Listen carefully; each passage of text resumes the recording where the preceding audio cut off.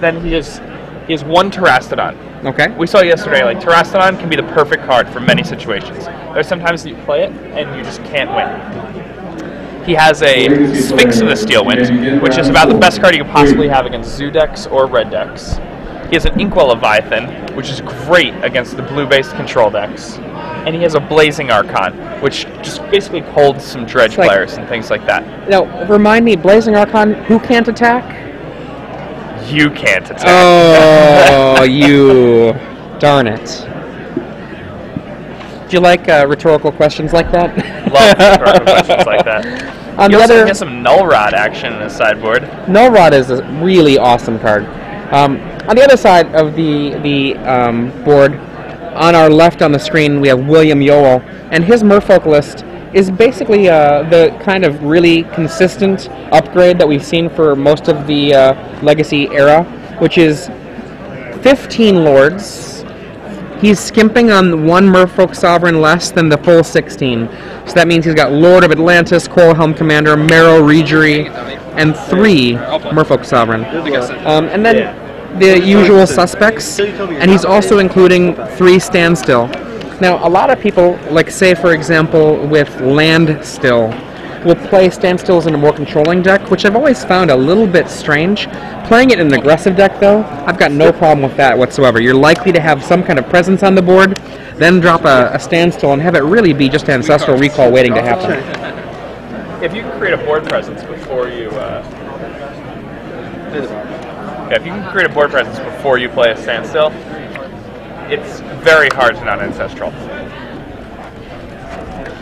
Hard to get back on the board without playing spells. Okay, here we have Happy. Careful Study. There's some Ionas in hand. And all it will take is a Reanimate to really make this a lopsided game. I can't quite tell that first turn play, what that is. The logo is right there on top of it. Can you see what that card is that William Yowell has in play? I believe it's an island. Below, you got a Tempest Island. Get your form. No, aside from that, Draw, then discard, or yeah, draw discard. So I think it's an Aether Vial. Is it an Aether Vial? Okay.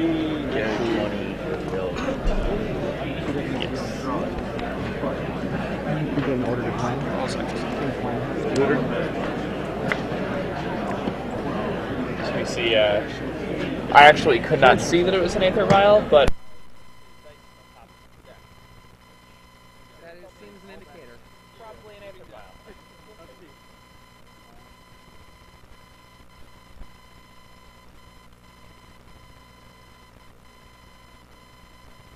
The thing about playing really aggressively into fish decks is that there's kind of this double bind that you're in. You don't want to get hit by a daze, but at the same time, if you wait around, they're just going to be more likely to draw one of their many awesome counterspells.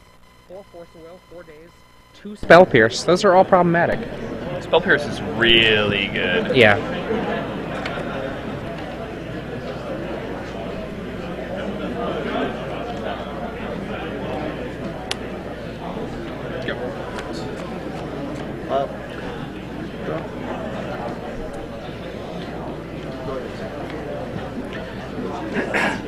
The other thing that is really exciting about a Merfolk deck is the amount of damage that it is able of mustering onto the board with very little, that actually was cast. In terms of, because of the Aether Vial, you can drop down something like a Silvergill Adept and then just sit behind your counterspells and slowly drop into play Lords as the game passes on. So that the game actually isn't going to take very many turns, but you don't realize how fast the clock can be. It comes out of nowhere a lot of the time. Yeah. And just gets you. I feel like Aether Vial is one of those cards that's kind of some of the glue that holds Legacy together. Like, there are all these cards that, like, prevent any type of archetype from just being too degenerate. Like, you could play this, like, super controlling deck that, just counters every single spell, and then, like, Jaces, does all that type of stuff. But then, like, I decided that deck was just going to be insane once, and I put it together. But then I realized that when opponents play Aether Vial, it's really bad. And that it prevents people from doing certain things that aren't necessarily healthy for a format. Yeah. Another card like that might be like any of the like dredge cards. Can you see what he just entombed for? Is that a Blazing Archon or? That is in fact a Blazing Archon. Okay. So we saw that the attack went for 3, and next turn it's actually very reasonable for the attack to be 7.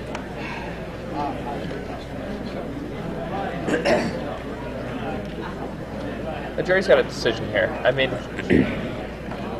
he can reanimate with force backup, but I mean it's pretty rough.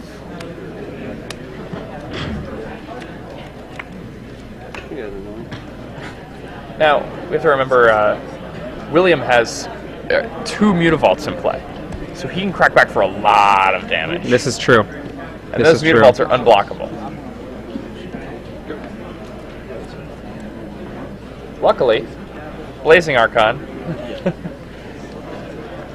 will never happening. And I think that Blazing Archon is just gonna cold William's deck. William has a Jit, and that's it. And if he can't attack, well, that shit's not going to get counters, and he has a Coral Helm Commander that can block. I mean, he can't have a plan B. I'm going to deck you. Sovereign. I mean, Coral Helm Commander, I guess, like, it doesn't... none of this does anything.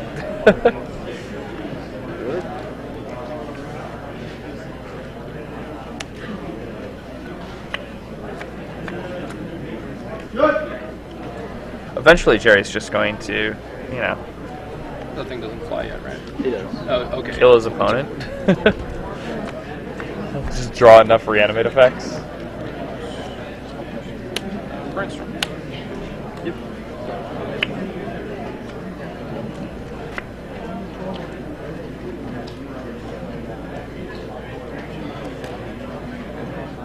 Gerry's got a handful of forces.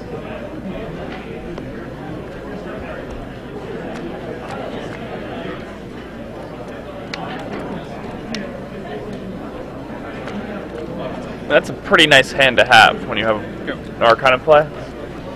I mean, I'm not sure what can possibly go wrong here that he would have to worry about in any way whatsoever. Yeah, no, I mean, looking at the deck list, he has no way to get the Archon off the board. He cannot attack his opponent.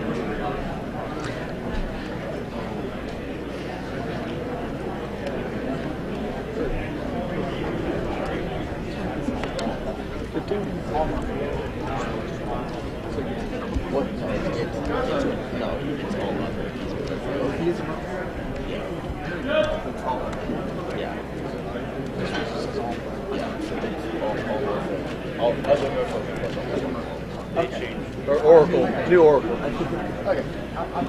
And Blazing Archon was one of those cards that was printed that was immediately just, oh well, it's a reanimate target.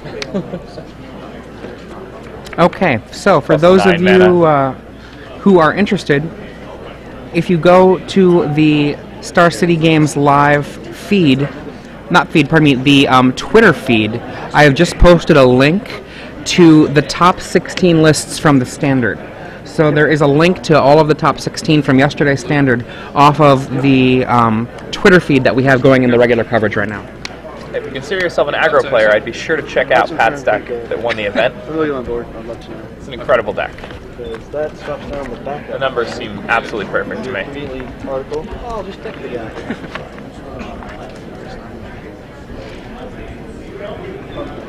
This game is pretty much just slowed to a halt. What?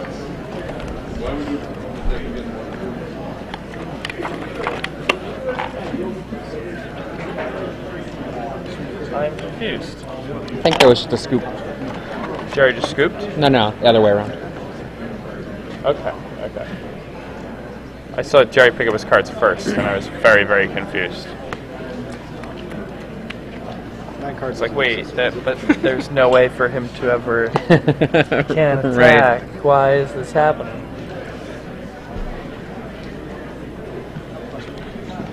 Okay, from the board, there's a lot of possibilities for escape from that problem.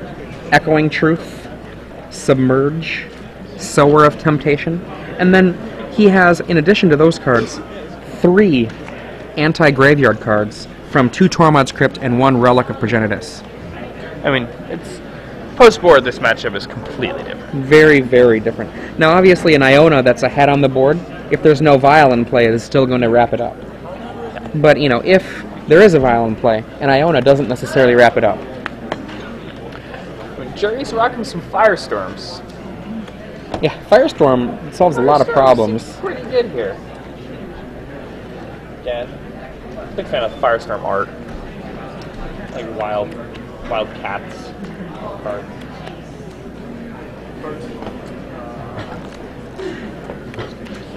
What else could Gerry bring in here?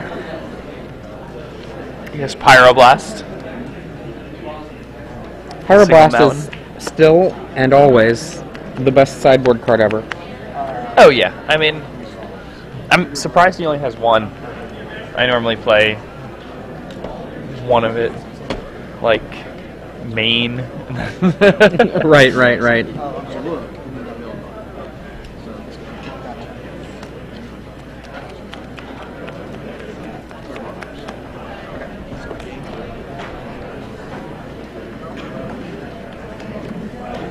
Yeah. But it's actually interesting. I wonder how Gerry would have won that last game. I know that there was no way for him to lose, but I'm trying to think about how he would have won. We are now taking sign-ups. Like what he could have done to win that game. Two-headed giant sealed event. You will receive Inkwell 8 Leviathan. packs of Scars of Mirrodin, and each of you will build a 40-card deck. I guess so. I mean, that's actually, like, if William was willing to wait out the however many turns it would take to deck Gerry, that's a possibility. I mean, because Gerry is with the Entomb, with, I believe, Intuition, with a couple other cards, he definitely has eaten up more of his library. So I had to assume But, you're going to be on. I mean, that is a big thing to risk doing, to risk dropping the clock down to almost no time, to where it might not even work out that you actually are able to win the war over a Leviathan. Oh yeah, I mean, he probably should have scooped as soon as he saw the Blazing Archon. Yeah. Just scooping like down the road after your board has developed like crazy since then, and Gerry just hasn't done anything, is like makes it more obvious that you have nothing. Yeah. But I mean, And that's probably it's just obvious that you have nothing in general. that's probably fair though, just to wait just a few turns just to put on a little bit of a semi bluff. You know, I mean, it's actually a bluff because there's no real out, so it's a bluff. You know, but there's no semi involved. yeah. Let me take back like that Grit. little that little prefix. It's like, they should win game 1. Let's see if they have enough hate. I mean, looking at this, I think that William has a lot of good weapons to bring in. Same club, one way or the other. And That would be the conversely, better. I feel like the weapons we're going to be seeing from Gerry, the Spell Pierce seems reasonable if you're fighting against Force of Will and Daze, just to push something through. The Pyroblast is going to be clearly really good against anything. Everything. And Firestorm is a very reasonable card for tossing away the stuff you're not going to want to actually cast anyway. You know, you not only get to potentially clear the board a little bit, But you get to discard your reanimate targets. yeah, exactly. And so even if it gets, you know, destroyed in a counterspell war, it still is a card that did some work that actually helps you out. This is Adrian Sullivan here with Star City Games Live, bringing you coverage live from the Kansas City Legacy Open Series. And this is Jacob Van Lunen, and we are in round 3 of the Star City Games Legacy Open. We have Gerry Thompson playing against William Yowell. William Yowell is battling with a Merfolk deck today, and Gerry is playing Reanimator. Yeah. This is the second version of Reanimator we've seen today. Not necessarily in coverage, but just talking to people and talking about their decks. Conley Woods is playing a Reanimator deck that looks really interesting to me. It plays Buried Alive and uses Phyrexian Devourer, Triskelion, and Necrotic Ooze. And it reanimates the Necrotic Ooze and then just kills the opponent with the Devourer Trade combo. I'll keep this. All right. So as I wait for the players here to get going, I had been looking at the top 16 lists from yesterday in the Standard, and as I said a little bit ago, if you go to our Twitter feed right now, the Twitter feed in the coverage that we have of Kansas City, I did put up a link to the top 16 deck lists, and I would say one of the lists that caught my eye immediately is Anthony Eason, a known red player, and he's playing a devastating red deck, and he got 11th place with Devastating Summons Goblin Bushwhacker. It means he went 8-2. Yeah. That's 8-2 is a good record. Absolutely. In play right now, we just have the opening Aether Vial Force of Will fight happen. Like, if it's Force of Will losing a hapless researcher to get that Aether Vial from happening, following up then with a Thought Seize. I'm on island. Just draw out of it. And the shine on those sleeves makes it almost impossible for me to tell what those cards are. I think I see a Silvergo Adept, a Curse Catcher, maybe 2 Curse Catchers, and a Coilhelm Commander? Is that a Coilhelm Commander, or is that a second Adept? That's a Curse Catcher that got discarded. Okay, I definitely see an Adept. Trying to learn. Thinking about the Adept, maybe, maybe not. Restraints. I was like, ugh.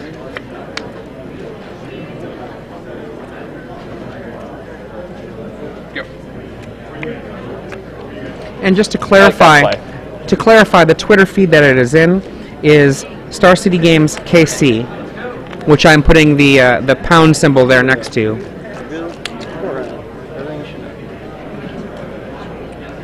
My apologies for being a little unclear there. That's the.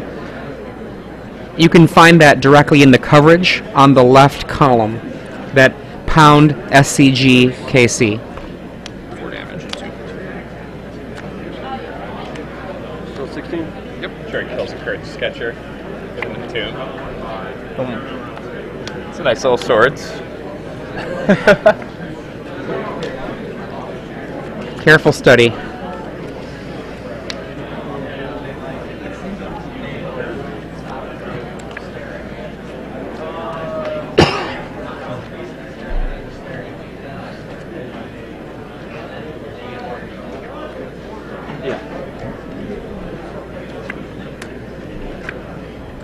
Judge.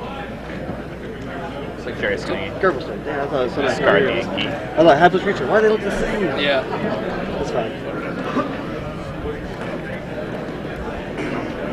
Sure, have another force in hand?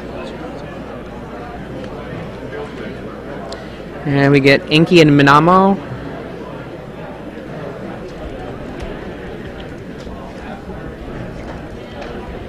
It's probably discarding the Yankee. I mean, there's no reason not. I mean, it could. it's a Force of Will target, but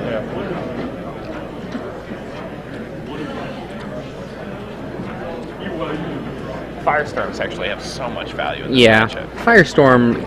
That's a card that I remember causing a turn 1 kill at a side event in Pro Tour New York, I believe 2000.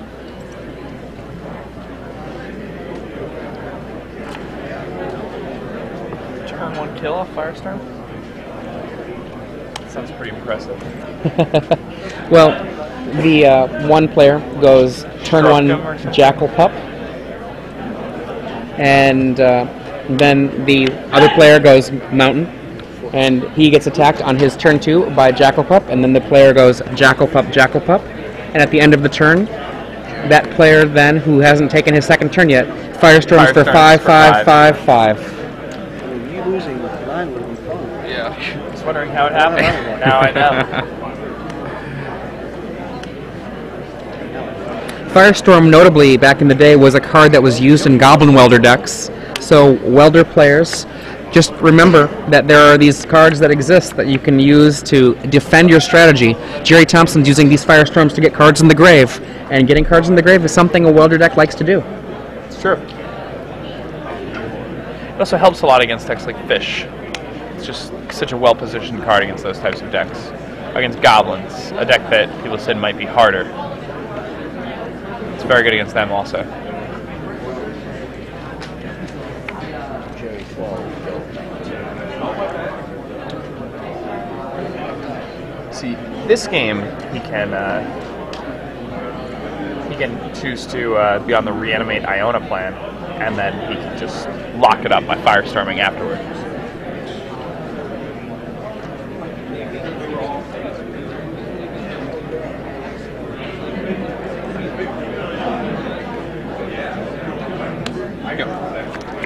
And here we have a 5 damage coming in. Oh, make that 8.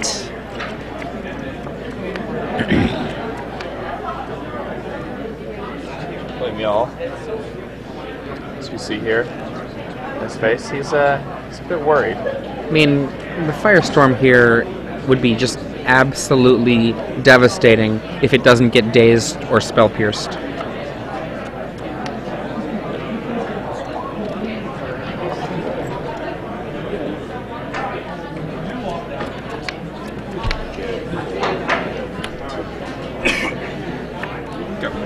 Well, William has a force in hand. I don't know if he has any other cards though. I think that's his second card. I think he had 1 card force. Oh, I thought he had I had another card. You're probably right. I guess it was 3 targets, 3 damage. Maybe I'm wrong. There are 2 cards there? Oh, there are 2 cards. Yep. It's a sower. Oof.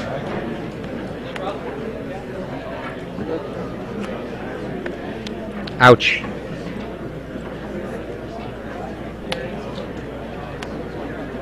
And leveling it up.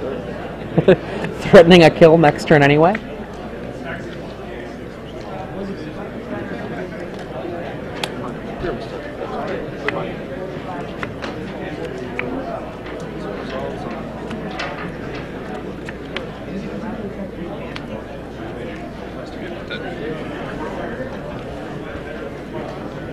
I'm not surprised to see Gerry playing Reanimator.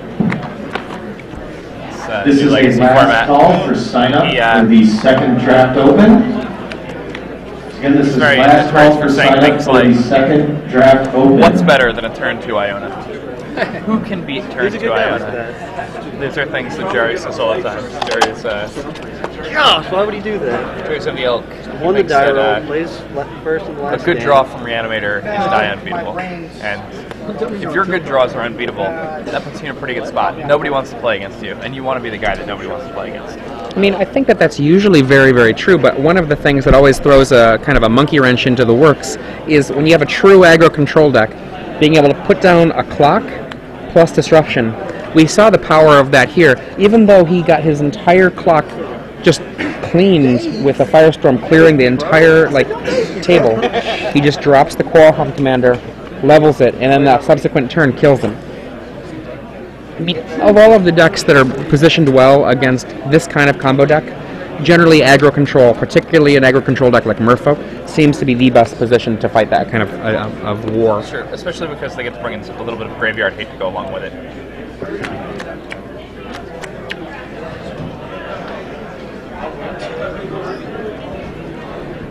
Yeah.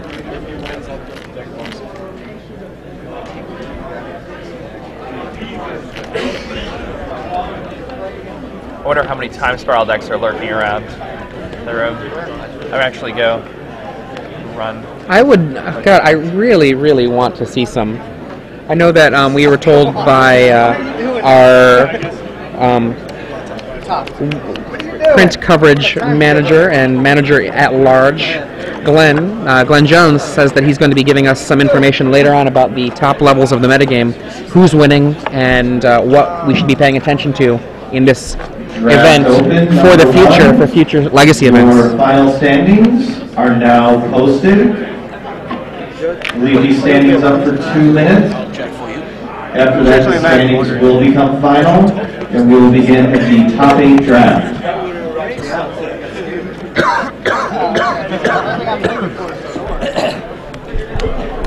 Okay. So once again, we are here, and it is round 3 of the Star City Games Kansas City Legacy Open Series. I'm Adrian Sullivan. And I'm Jacob Van Lunen. And we're watching Gerry Thompson, the champion of this most recent Star City Games Invitational, who is playing his first round of the event. He's one of the very few players in this event that has buys, versus William Yowell, who is playing Merfolk. Gerry is with a Reanimator deck that I believe is of Gerry's own design, but it could very well be from someone else. Gerry is obviously a well-connected Magic player and has tons of friends who'd be willing to give him a deck list at the drop of a hat.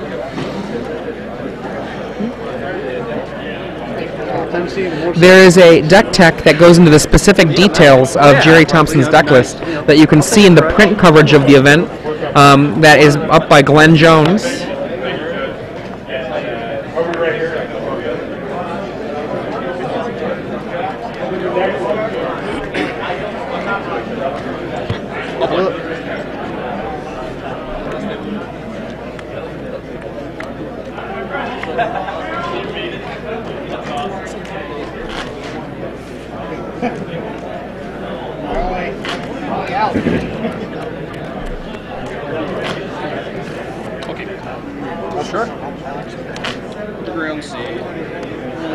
And we have the opening for Gerry here, Thoughtseize, which I think is one of the more powerful openings that Gerry can do in this matchup after sideboard.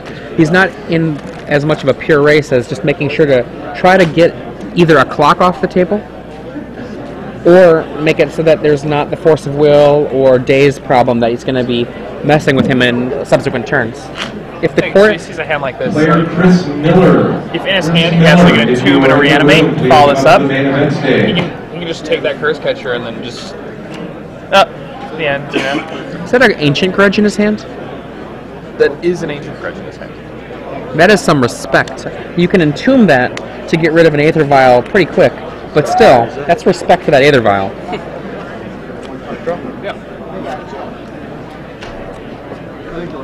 And Curse Catcher goes bye-bye.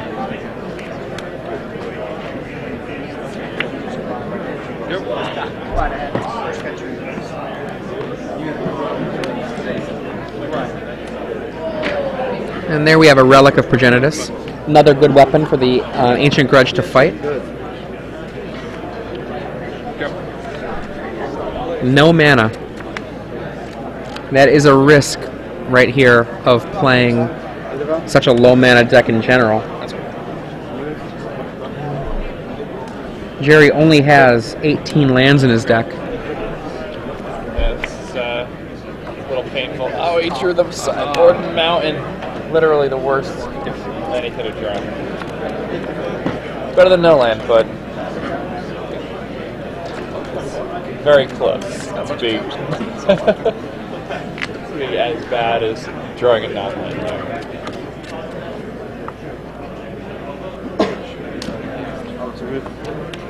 Good.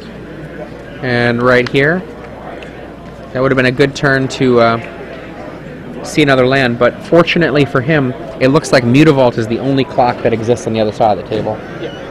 His opponent isn't really putting any pressure on him, kind of giving him a chance to draw out of this. Yeah, I mean, they both are basically playing from a pretty weak position at this point.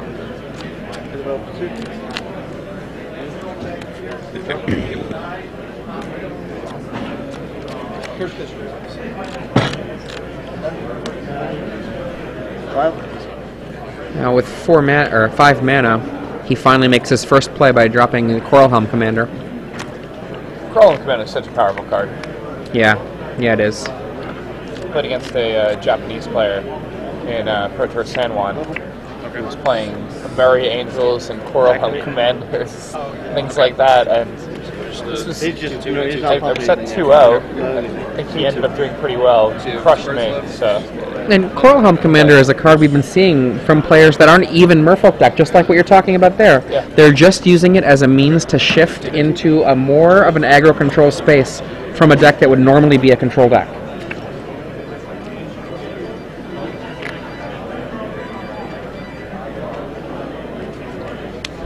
And here we go, the second mana, Null Rod.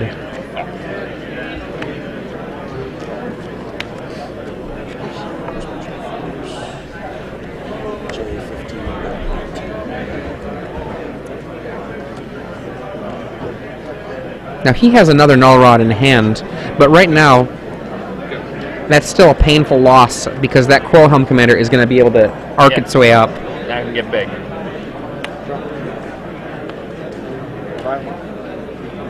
Pardon me, my bad. That Null Rod won't turn off the Coral Helm Commander. It's not the Cursed Totem that I was thinking it was. The Null Rod does turn off, though, the Relic of Progenitus. Yeah, it's not a damping matrix. It's just artifacts. Just artifacts. So just the Relic and any Tormod scripts that might find their way into play. Contagion clasps, you know. Don't want any proliferating going on. Put more level counters on this Coral Helm Commander. You could also proliferate up a Tangle Wire. That seems pretty good. I don't know. I do not envy Gerry his position right here. There's a lot that has to go right for him to come back from this. If you recall, yesterday, Gerry was looking very good to top 8 the tournament after the 7th round. He was 7-0 and first in the standings. But the 10-round tournament can be pretty cruel. And 8-2 is pretty bad. And Gerry just had one of the most frustrating kinds of brainstorming into not only no land, but no shufflers and no new action of any real kind, which is essentially like saying my next 2 turns aren't going to happen. Yeah. He has a line of plays that he can make that are going to result in him dying. So, yes. Regardless. So.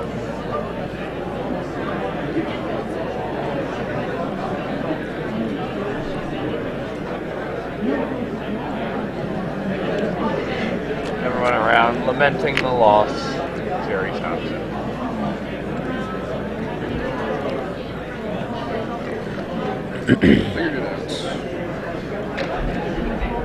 William played these games really well. I agree. You know, he never really like overextended into the firestorms. He took his time. He was careful when he had a violent play. He was putting the dice on the top of his deck. He was remembering triggers. Your pod assignments are now being posted.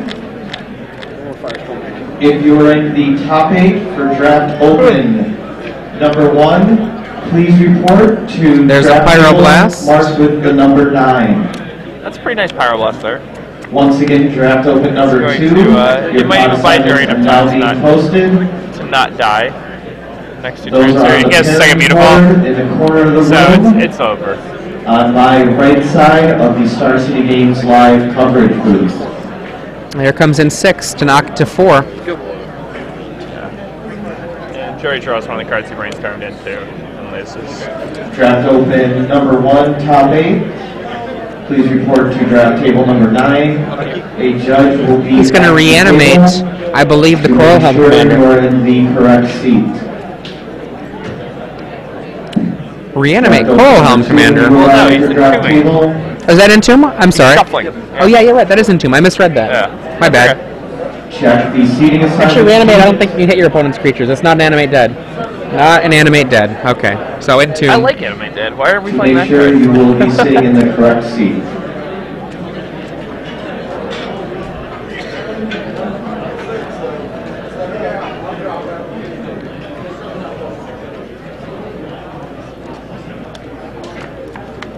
So now he has his draw phase. It's pretty rough. I mean, Yeah. I mean, what he can do is he can draw a Firestorm, which is not there. The That'll second do one it. of this. Yeah. Did not blame. Good job, Bill. Now I really like Merfolk against decks like this. Merfolk really seems to suffer when it's playing against true aggro Works out fine if decks. you like don't get wasted. You know, they're in those matchups.